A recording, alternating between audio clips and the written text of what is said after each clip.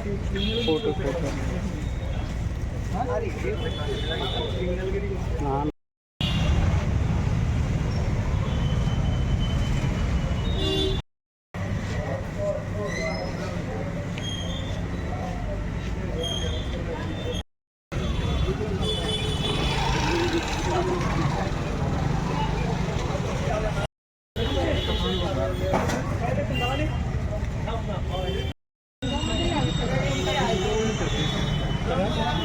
আমি করছি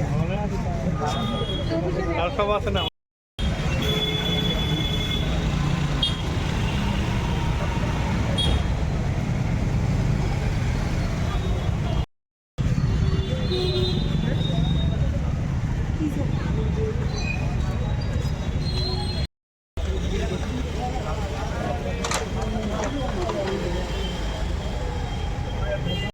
আমাদের এই এলাকার যিনি সমাজসেবী প্রিন্টনন্দা আমাদের ওয়ার্ড সভাপতি বলেছেন যে এখানে 7-8টা দোকান এবং রাইফেল ইউনিয়ন ক্লাব গতকাল গভীর রাত্রে অগ্নিকাণ্ডে মোটামুটি ধ্বংসই আমি বলবো 7টা দোকান একদম পুরোপুরি সমস্ত জিনিসপত্র নষ্ট হয়ে গেছে। তো আজকে খবর শোনার পর আমি একটা প্রোগ্রাম ছিলাম, আমার মনে হলো এটা পরিদর্শন করি এবং তাদের একটু সাহায্য করার কোনো সঠিকভাবে যায় কি না সেবারও খোঁজখবর নিই। আমার সঙ্গে আমাদের কর্পোরেটর জামিল চৌধুরী মহোদয় আছেন, আমাদের মণ্ডল সভাপতি শ্যামল কুমার সাহেব আছেন এবং অন্যান্য যারা এলাকার এবং এই ক্লাবের সভাপতি সম্পাদক সহ প্রত্যেকে আছেন। এটা চত্বরে বহুদিন ধরে তারা ব্যবসা করে আসছেন, তাদের আইনগতভাবে ও আমাদের কর্পোরেশন থেকেও ট্রেডিশন নেওয়া আছে। এটা খুবই দুর্ভাগ্যজনক এবং খুবই দুঃখের প্রকৃতির সামর্থ্য তারা বের করতে পারেন, সমস্ত নষ্ট হয়ে গেছে।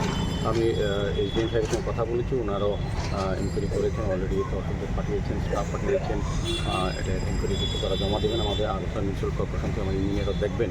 পাশাপাশি ফায়ার ব্রিগেডের সঙ্গে কথা বলেছেন, মানুষরা অবশ্যই বলিয়ে দিয়েছেন, ওনার সঙ্গে ডিপির সঙ্গে কথা বলেছেন, যত সম্ভব রিপোর্ট প্রদান করবেন এবং আগামী 2 দিনের মধ্যে সরকারি ব্যবস্থাপনা যতটা সাহায্য করা যায় দেখা করবেন। কারণ আমাদের রাজ্যের মাননীয় মুখ্যমন্ত্রীর নেতৃত্বে সরকার মানবিক দৃষ্টিতে সব কাজ করে, কাজে এই অসহায় গরিব যারা দুস্থ ব্যক্তির এখানে ব্যবসা করতেন তাদের যাতে কিছুটা আর্থিকভাবে সহযোগিতা করা যায় সরকারি পর্যায়ে ঠিক আছে।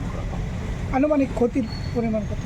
এটা এখনও পরিমাপ করা গেছে না। আর কারণ কী কারণে আগুন লাগলো এটা আমরা তো বলতে পারবো না। যারা তদন্তকারী সংস্থা, পুলিশ বা ফায়ার ব্রিগেড সংস্থা তারা রিপোর্ট দেবেন, সেই রিপোর্টের ভিত্তিতে পরবর্তী সময় সরকারি তরফে কার্যকর ব্যবস্থা গ্রহণ করা হবে।